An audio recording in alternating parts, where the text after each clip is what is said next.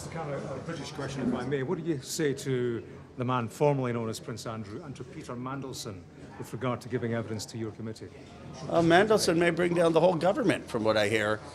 He just engaged in terrible behavior. I mean, the allegations are very serious that he was working for Gordon Brown and then feeding information about UK possibly buying euros and having Epstein trade on that. I mean, it is a deeply, deeply troubling. And, Epstein's, I saw this interview with Epstein's former girlfriend talking about how someone is a loser if they weren't mentioned in the Epstein files. It's a window into the elite impunity, this club. And by the way, I think this is the most vulnerable the British monarchy has ever been. I mean, I heard they were asking the Queen questions about the Epstein class. They ought to ask the King and Queen questions, and maybe this will be the end of the monarchy. What do you think it could be the end of the monarchy? Well, if they don't have answers, or if they're implicated with an Epstein class, not a good look for the British monarchy. What questions does the King have to answer? Well, the King has to answer what he knew about Andrew. And just stripping Andrew of a title is not enough. I mean, Andrew needs to come before our committee and start answering questions.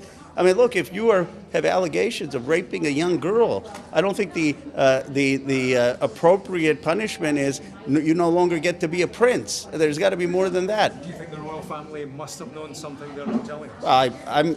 They need to answer, the King and Queen, and I don't understand. I mean, I don't understand the British custom, but what's up with this, that you're going and someone's asking the Queen a question, the Queen is offended that she's being asking a question? I mean, come on. She wears the same clothes, she eats the same food, she's just a human being. She needs to answer the same questions anyone does. Congressman, can we ask you what questions you have? She'll answer them. I submitted to Comer a letter with 6 or 7 questions. Things like, who were the other co-conspirators?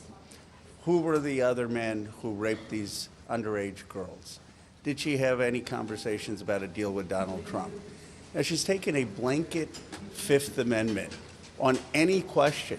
And my view is that many of my questions don't in any way incriminate her. So we'll see what she does. But there's 7 questions that I have specifically asked.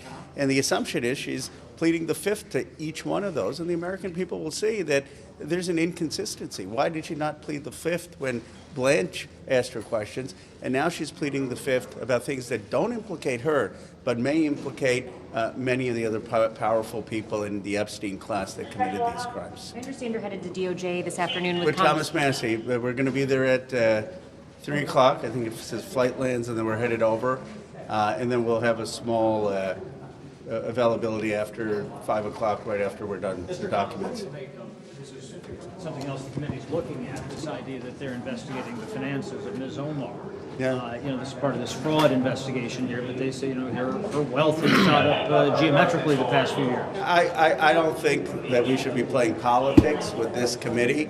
It's unprecedented to go after another member. There's a procedure. There's a House Ethics Committee. So we should be focused on who raped these underage girls, who committed these crimes, and why we have a rich and powerful class that feels they're above the law. Do you think they're trying to pin that on her just because it's a question of race? It's a question of... I don't know, but I've been on the Oversight Committee now 10 years. We've never done that with members. There's a different procedure for House Ethics, which we have. So I don't know why we're trying to politicize the committee. I'd rather, what I do think Chair Comer should do? He should call a House Oversight Subcommittee on the Epstein hearings and haul in every single person who's in those files who's talked about going to the Epstein Island. That is something I would support. It could be bipartisan.